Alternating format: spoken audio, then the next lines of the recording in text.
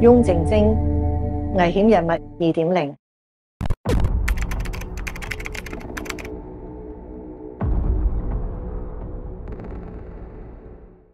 歡迎嚟到危險人物2.0，有我師傅翁律師喺度，咁亦都有我楊律師啦。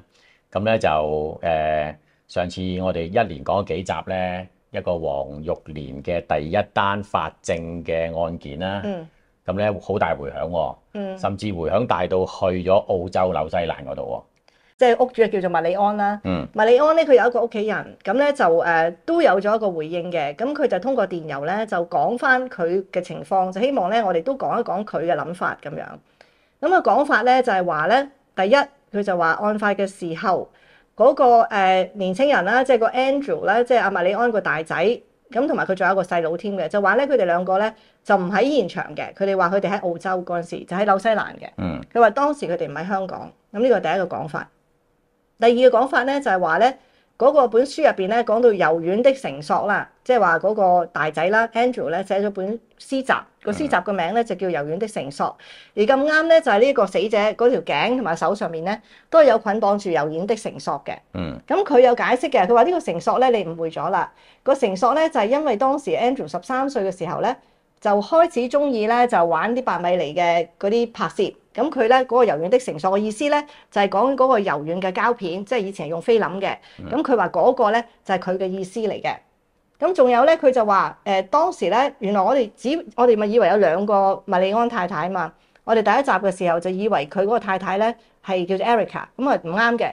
咁我哋後嚟就講翻，原來咧 Andrew 嘅媽媽咧係 Pauline 先啱嘅。咁但係呢一個嘅新資料又點講啊？依家原來其實佢係有個3段婚姻嘅，即係除咗 Erica、Pauline 之外，仲有一個太太嘅，再之前嘅係應該。咁即係話咧，首先係 Pauline 啦，即係 Andrew 個媽媽啦，跟住咧最後嘅就係 Erica 啦 ，Erica 就係80年代識嘅啦。咁佢哋話中間仲有一個嘅，咁佢哋所講嘅咧，中間呢一個嘅麥太咧，咁就案發嘅時候喺個單位嘅嗰度嗰個麥太。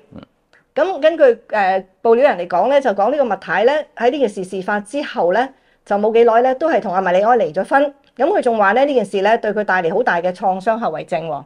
係啊，咁佢同時喺嗰個電郵度咧都有講呢位麥太，佢認為一個好仁慈啦、好有智慧啦，亦都係一個好體恤別人嘅人嚟嘅。咁好啦，呢個就係嗰個家人啦嚇，知情者咧就話嘅，佢話呢個當時喺事發單位嘅呢個麥太太啦。咁佢案發之後咧，一路咧個心都未好過嘅，就覺得好有創傷嘅創傷後遺症嘅。咁而佢哋講咧，佢哋啲家人咧對於阿黃玉蓮嘅死咧，咁亦都係至於萬分嘅同情咁樣講法。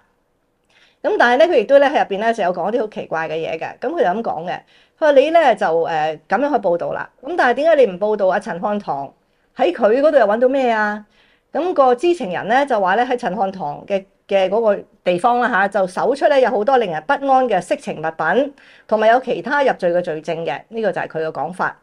咁好啦，咁大致上我仲有冇嘢漏啊？嗰個回應佢就講佢嗰個Andrew 啊，嗰個傷勢咧，佢第一次嗰個撞個頭撞落去擋風玻璃嘅傷勢，其實就唔係好影響到佢個腦嘅。佢話，咁真係咧係好傷啦，係佢第2次差唔多成年人嗰陣時咧，嗰個交通意外先至好傷嘅啫嚇。咁好啦，呢個咧就係嚟自咧我哋第3集補充之後嘅一個回應，咁啊當係第4次嘅補充啦咁樣。咁但係咧就呢一個嘅講法啦嚇，咁佢就講到咧就話佢即係呢個 Pauline 啦，即係第一任嘅太太啦，就係同麥理安咧就係60年代就已經離婚啦。咁即係話啲細路哥好細嘅時候，佢就話已經離咗婚啦。咁跟住後來就娶咗第2個麥理安太太，又離咗婚，跟住先到第3個。咁啊應該係70年代嘅時候咧，又同呢個離婚啦。但係由始到終咧，又冇講過俾我哋聽，呢個我哋都揾唔到嘅，話係第2任太太嘅呢一個太太係邊個喎？完全揾唔到有呢個記錄嘅。OK，咁亦都講話咧，呢個第2任嘅麥太咧，即係案發時候喺嗰度嘅麥太咧，係充滿咗同情心啊，又智慧啊，又咁又咁啊。咁啊，又話佢哋嘅家人都對呢個黃玉蓮係深切同情啦。咁但係我哋睇到嘅就係咧，黃玉蓮嘅家人咧，後來係有告到呢個麥太嘅，就希望攞翻少少賠償。原因就係話咧，佢係因為工作嘅時間咧，就死喺個僱主嘅寓所入邊嘅。咁所以咧，佢就認為呢個係一個因公相關嘅死亡，希望得到賠償。但係咧，呢位麥太係打到底嘅，到拉尾嘅時候一毫子都冇賠嘅。咁如果係一個即係咁有同情心嘅人咧，佢個同情心，我諗我都未必能夠有呢種智慧去理解咯。咁就再加埋究竟50年之前邊個人喺案發嘅時間或者係咩情況喺邊度咧？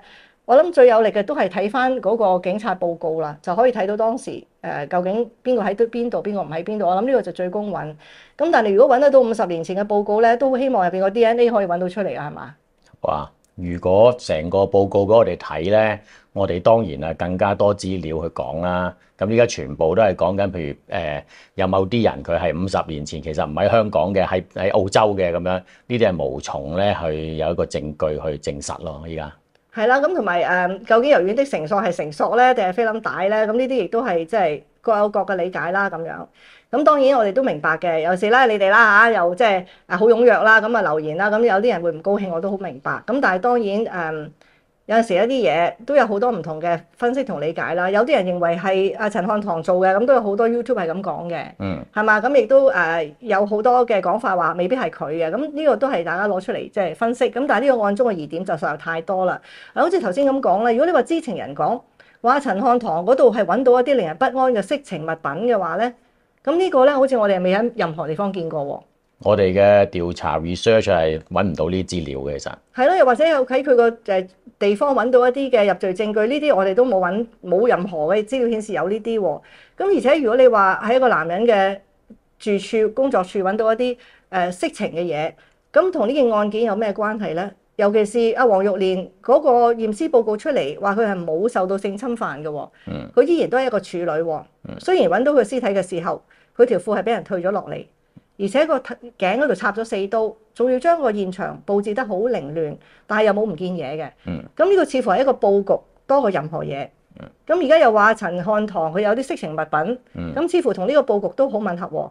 咁我唔知啊，因為但係咧，我哋揾到 research 咧，睇晒所有當時嘅報紙咧，完全冇提過色情物品呢樣嘢㗎。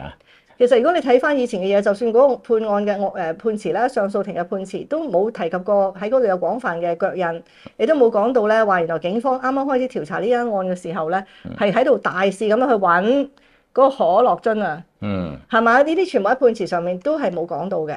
咁當然我哋都睇翻啦，呢個案嘅神探威利啦，係嘛？佢嘅過往歷史啦，同埋佢點解會認定咗呢個係陳漢堂做嘅？咁佢揸車經過，我嘅直覺就係呢個人係兇手啦，咁佢呢個直覺都真係非常之神探咯。咁我諗大致上我仲有冇嘢漏啊？冇啦，我哋希望即係讀者自己分析咯，係咪？咁啊希望咧即係各個嘅家人啦嚇，咁都應該用一個持平啲嘅態度去睇睇啦。即係其實呢個角度，如果你相信陳漢堂係無辜嘅話，咁你就會作出好多嘅推斷同埋分析嘅。咁我哋都冇話一定邊個人係咪？我哋都唔知。咁呢個當然係死者係最清楚。咁但係好可惜，死者係唔會説話啦。咁我哋能夠做嘅，即係都係可以幫死者講翻佢公道説話。佢係冇得到過任何嘅賠償。佢亦都當時咧喺呢個家庭入邊，即係一個中堅嘅揾錢去養爸爸、養細佬妹嘅一個好重要嘅家庭支柱。到最撈尾，僱主都係冇賠到任何錢俾佢。個官司打到最撈尾輸咗，仲要賠堂費嘅。咁呢個我諗都係要即係再重新講一講啦。咁好，咁暫時到此為止。如果有咩再跟進再講啦。仲有嗰句最緊要嘅，最緊要就係如果中意危險人物2.0，記得 comment、like and share。